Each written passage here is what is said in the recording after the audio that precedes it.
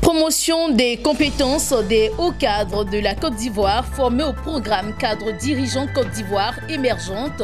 Les détails tout de suite dans cette édition. Ayam Sokro, l'ONG Civis Côte d'Ivoire ont tourné de sensibilisation sur la réforme de la CEI. Et puis nous irons à Korogo où les femmes s'investissent désormais dans les jardins potagers, cela dans l'optique de la promotion de l'entrepreneuriat. Bonsoir à tous, merci d'être avec nous sur Business 24 Africa. Le premier plan d'émergence 2020 de la Côte d'Ivoire tire à sa fin. Le renforcement des compétences des hauts dirigeants publics est une clé des progrès économiques de ce pays. Un programme intitulé Cadre dirigeant Côte d'Ivoire a été mis en place par la primature. Il est mis en œuvre par l'Université Sciences Po Executive Formation de Paris. Ce programme de formation a été lancé ce vendredi à Abidjan. Le reportage d'Hervé Blagnon, Lignon Gilbert et Tima Traoré. La haute fonction publique ivoirienne à l'épreuve de la mise en œuvre des réformes visant l'émergence de la Côte d'Ivoire. 32 fonctionnaires constituent le vivier de la première promotion de ce programme intitulé Cadre dirigeant Côte d'Ivoire émergente. À l'occasion de son lancement, le représentant du Premier ministre ivoirien a expliqué la vision qui sous-tend cette formation.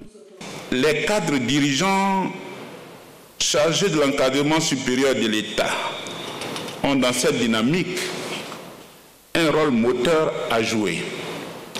Leur responsabilité managériale et leur capacité à incarner et porter le changement sont des éléments cruciaux. Pour la directrice du programme Cadre dirigeant Côte d'Ivoire émergente, Abidjan se donne les moyens d'une croissance durable par la formation d'un vivier de compétences. Ce programme va permettre également d'inscrire donc le perfectionnement de cet encadrement supérieur de l'État dans une trajectoire globale, pérenne, et permettre particulièrement de traiter la question donc du vivier des jeunes talents qui nécessite aussi d'être adressé de manière particulière. Ce programme de formation continue est mis en œuvre par Sciences Po Executive Education de Paris. Cette université a justement conçu une approche pédagogique basée sur des modules. La formation est construite autour de 4 modules différents. Les participants vont avoir l'occasion de se réunir à plusieurs reprises, de travailler ensemble et de finir par un mémoire qui va clôturer la fin de leurs travaux. Cette formation de cadre dirigeant Côte d'Ivoire émergente va durer 24 jours. Elle sera dispensée sur 5 mois. Les compétences sélectionnées recevront les cours à Abidjan. Le 9 mars dernier, la première édition des Awards des entreprises lui a décerné le prix du meilleur jeune entrepreneur. Le directeur général de la SACBF, Société d'aménagement et de construction Badé et Fils, a présenté officiellement ce vendredi à Abidjan sa distinction à ses collaborateurs. Occasion pour Arsène Badé de retracer le chemin parcouru par son organisation et d'indiquer ses ambitions. Le reportage de Désir Nascimento et Aimé Swan. Sur le podium de la catégorie Jeune Entrepreneur des Awards des entreprises 2018, cette distinction ne pouvait être passée sous silence. C'est pourquoi Arsène Badé-Conan, directeur général de la Société d'aménagement et de construction Badé et Fils, a voulu la présenter à ses collaborateurs et au public. Selon le premier responsable de cette société, ce prix est le fruit de la persévérance entrepreneuriale, car tout n'a pas été rose dans les débuts. De la boue au service courrier que de labeur. Nous avons commencé l'entrepreneuriat d'abord depuis la classe de 3e. Depuis la classe de 3e, on a commencé dans l'état des ferrailles. Jusqu'en terminale, nous sommes arrivés dans l'exploitation de la ferraille. De la ferraille, on a dit, écoutez, tu as des diplômes, il faut partir travailler. Nous sommes partis en entreprise aller apprendre. Nous sommes partis à Féké, au complexe supérieur de Féké. Nous avons appris. Du complexe, nous sommes venus de notre entreprise de construction à Abidjan. De l'entreprise de construction, on s'est dit, écoutez, quand tu apprends comment ça fait pour toi-même à côté. Meilleur jeune entrepreneur pour les Awards 2018, Arsène Badé nourrit des ambitions fortes pour son entreprise. La décentralisation des activités immobilières demeure une priorité.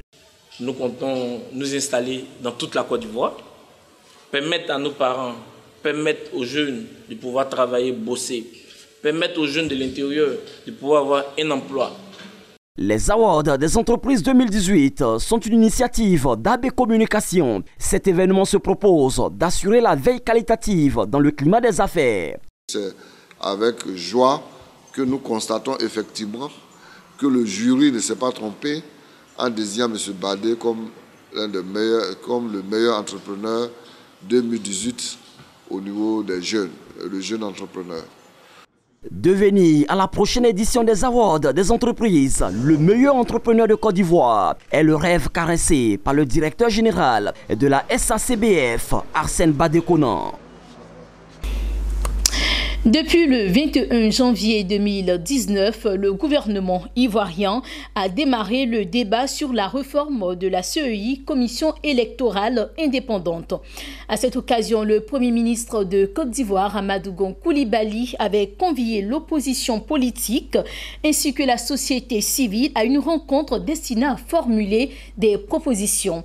Contre toute attente, l'ONG Civis Côte d'Ivoire dit avoir constaté une impasse du débat de la réforme de la CEI. C'est pourquoi elle a pris son bâton de pèlerin pour circuler dans les grandes contrées de la Côte d'Ivoire. Le reportage d'Hervé Blagnon. Yamoussoukro, théâtre d'une campagne de sensibilisation sur la réforme de la CEI, Commission électorale indépendante. À la manœuvre, l'ONG Civis Côte d'Ivoire qui se propose d'inviter la jeunesse locale à une prise de conscience sur la nécessité d'une discussion citoyenne autour de la réforme de la CEI. L'arrêt de Yamoussoukro tourne autour de deux choses. La première chose, c'est d'appeler la jeunesse qui est en majorité dans la salle à prendre ses responsabilités, à avoir le discours et la discussion citoyenne autour de la réforme de la CEI pour qu'ils comprennent un peu que les élections, ce n'est pas la violence. Le second objectif visé par la rencontre de Yamoussoukro est la production d'une déclaration. Nous appelons aujourd'hui toutes les parties prenantes qui aiment la Côte d'Ivoire, qui ont des ambitions pour la Côte d'Ivoire émergente, de se mettre ensemble, de discuter, de se parler pour obtenir une CEI idéale. Idéal humainement, idéal professionnellement, idéal en termes d'indépendance, d'impartialité.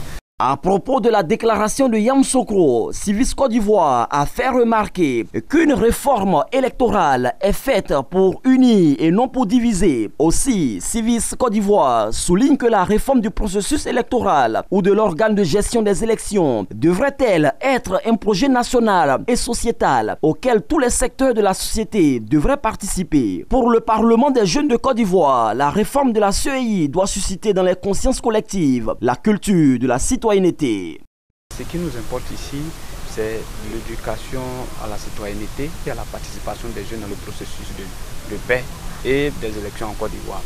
Après le recensement de la population, il est révélé qu'il y a 77% de la population qui constitue cette jeunesse. Nous voulons que cette jeunesse se mette à profit pour permettre à ce que l'élection soit crédible, équitable et que nous sortons de là avec la paix. Une conférence débat portant sur la réforme de la CEI, quelle option pour la paix, a meublé les travaux de Yamoussoukro. Prochaine étape de cette tournée de sensibilisation de Civis Côte d'Ivoire sur la réforme de la CEI à Boisseau. À Agboville, le conseil régional de l'Agnébi-Tiassa, région située au sud de la Côte d'Ivoire, a adopté un budget primitif pour l'exercice 2019. Il s'équilibre en dépenses et en recettes de près de 2 milliards de francs CFA. Le vote de ce budget permettra au conseil régional de mieux canaliser sa vision en acte de développement. La validation du dit budget s'est faite récemment à la salle de réunion de la préfecture d'Agboville en présence du préfet de région André Ekonon Assoumou. Reportage signé Tizier Tobi, notre correspondant depuis Agboville. Commentaire Nadia Eunouns. Installée officiellement le vendredi 14 décembre 2019, la nouvelle équipe du conseil régional de l'Agnébi-Tiassa, dirigée par Dimba Ongou Pierre, par ailleurs directeur général de l'AGERoute, agence de gestion des routes, a adopté son budget primitif de l'exercice 2019. Il s'équilibre en dépenses et en recettes à environ 2 milliards de francs CFA. Vous êtes donc invités, mesdames et messieurs les conseillers régionaux, à vous prononcer sur le programme triennal 2019, 2020, 2021. Mais également les taxes régionales de l'exercice 2019, le cadre organique des emplois de l'exercice 2019, ainsi que le budget primitif 2019. Le budget impact se révèle assez maigre, mais nous restons déterminés. Ainsi, le Conseil régional se donne une boussole pour traduire sa vision en acte de développement à travers le vote de ce budget et du programme triennal 2019-2020-2021. Les investissements se taillent la grosse part avec près de 1,04 milliard 760 000 francs CFA contre 968 119 000 francs CFA consacrés au fonctionnement.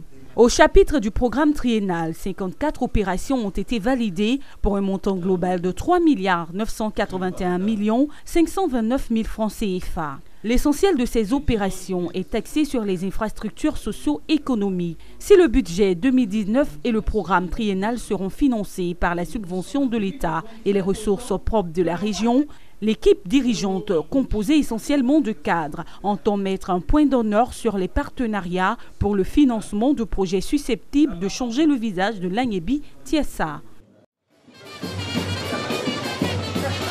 Ainsi, l'éducation et la santé sont, selon le président du Conseil régional, les priorités pour l'exercice 2019 au vu de nombreux défis qui les attendent. Pierre Dimba a donc appelé ses frères et sœurs au rassemblement et à l'engagement afin de travailler pour le bien-être des populations. Après Agboville, rendons-nous dans le nord de la Côte d'Ivoire, à Korogo, où la gente féminine a compris la notion de la promotion de l'entrepreneuriat et la liberté personnelle. Réunies en association, nombreuses sont les femmes qui s'adonnent aux cultures vivrières, quel que soit leur rang social dans la région du Poro. Daniel Kojo nous en parle dans ce reportage signé Ouattara Daouda. Elles sont nombreuses, instruites, déscolarisées. Parmi elles, certaines n'ont jamais franchi une salle de classe. Cependant, elles ont toutes opté pour les opportunités qu'offre le secteur informel. Nous sommes dans le quartier Cocody Barrage à Korogo, dans le nord de la Côte d'Ivoire. Comme dans de nombreux quartiers de la ville, on remarque les jardins potagers par-ci et par-là. En effet, ces femmes se réunissent en association dans ces jardins près des eaux pour leur culture vivrière. Il s'agit entre autres de feuilles de chou, de dard, de tioron, de salade. Ces braves femmes entretiennent ces jardins avec les moyens de bord, de la semence à la récolte puis à la vente. Beaucoup d'entre elles le font pour soutenir leur couple afin de contrer l'impact de la cherté de la vie que connaît Korogo depuis ces dernières décennies. Et voilà qui met fin à cette édition. Merci à vous pour votre attention. Excellente suite de programmes à vous sur Business N4 Africa.